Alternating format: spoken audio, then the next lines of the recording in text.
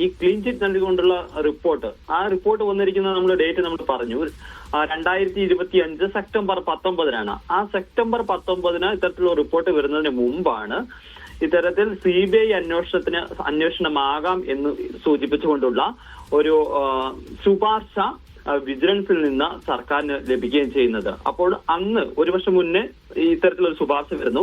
അതിനുശേഷവും തുടർന്ന് ഇതിൽ അന്വേഷണം നടത്തുകയാണ് ഉണ്ടായിരുന്നത്. ആ അന്വേഷണത്തിന് ശേഷമാണ് 2025 സെപ്റ്റംബർ 19 വിജിലൻസ് ഡയറക്ടർ ഇത്തരത്തിൽ ഒരു റിപ്പോർട്ട് നൽകുന്നത്. അപ്പോൾ സ്വാഭാവികമായും അന്ന് പറഞ്ഞിരുന്നതിനേക്കാൾ കൂടുതൽ പരിശോധന ഇതുമായി ബന്ധപ്പെട്ട് നടത്തിയിട്ടുണ്ട്.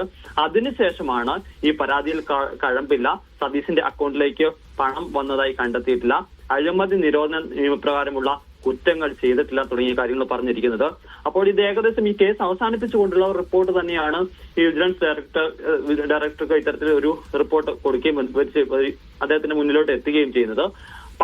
അതിനുശേഷമാണ് ഈ പറയുന്ന നേരത്തെ ഒരു വർഷത്തിന് മുന്നേ ഇതിൽ CBI അന്വേഷണമാകാം എന്നുള്ള ഒരു ശുപാർശ സർക്കാരിന്റെ പരിഗണനയിലിരിക്കുന്നത്. സ്വാഭാവികമായും അത് പ്രധാനമായ രീതിയിൽ പ്രതിപക്ഷം ചലഞ്ച് ചെയ്യും. കാരണം ആ ശുപാർശ വന്ന് ഏറെ നാളുകൾക്ക് ശേഷം, കൂടുതൽ അന്വേഷണത്തിന് ശേഷമാണ് ഇത്തരത്തിൽ ഒരു റിപ്പോർട്ട് സമർപ്പിച്ചിരിക്കുന്നത്. അപ്പോൾ ആ കണ്ടെത്തലുകൾ അല്ലെങ്കിൽ ആ ശുപാർശ വന്നതിന് ശേഷവും അന്വേഷണം നടത്തി അതിൽ വസ്തുതാപരമായ കാര്യങ്ങളൊന്നുമില്ല പരാതിയിൽ എന്നുള്ളത് കണ്ടെത്തിയിട്ടുണ്ടെന്നുള്ള കാര്യം പ്രതിപക്ഷത്തിന് പ്രധാനപ്പെട്ട ഒരു പ്രചരണമായി അല്ലെങ്കിൽ ഒരു പ്രതിരോധമായി ഉയർത്താൻ സാധിക്കുകയും ചെയ്യും. അവിടെയാണ് ഇനി ഇത് CBI അന്വേഷണത്തിന് സർക്കാർ വിടുകയാണെന്നുണ്ടെങ്കിൽ അതിന്റെ ഉദ്ദേശശുദ്ധിയെ ചോദ്യം ചെയ്യപ്പെടുക എന്നുള്ളത് പ്രധാനപ്പെട്ട കാര്യമായി മാറുക. കാരണം VD സതീശനെതിരെ, പ്രതിപക്ഷ നേതാവിനെതിരെ രാഷ്ട്രീയ ലക്ഷ്യത്തോടുകൂടി സർക്കാർ നീങ്ങുന്നുവെന്ന് പറയുന്ന കാര്യത്തിന് കൂടുതൽ ബലം വരികയും ചെയ്യും.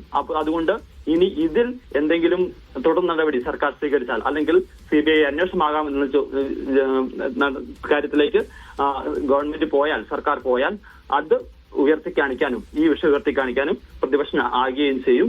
അതോടൊപ്പം തന്നെ നേരത്തെ ഈ സർക്കാർ ഉന്നയിക്കുന്ന, CPM നേതാക്കൾ ഉന്നയിക്കുന്ന, മന്ത്രിമാർ ഉന്നയിക്കുന്ന വിഷയങ്ങളുടെ അത് അവരുടെ പ്രതിരോധം അല്ലെങ്കിൽ അവർ പറയുന്ന കാര്യങ്ങളുടെ മുന ഒടിയുന്ന തരത്തിലുള്ള കാര്യങ്ങളിലേക്ക് പോവുകയും ചെയ്യുന്നുള്ളതാണ് ഇതിൽ ഏറ്റവും പ്രധാനപ്പെട്ട കാര്യം.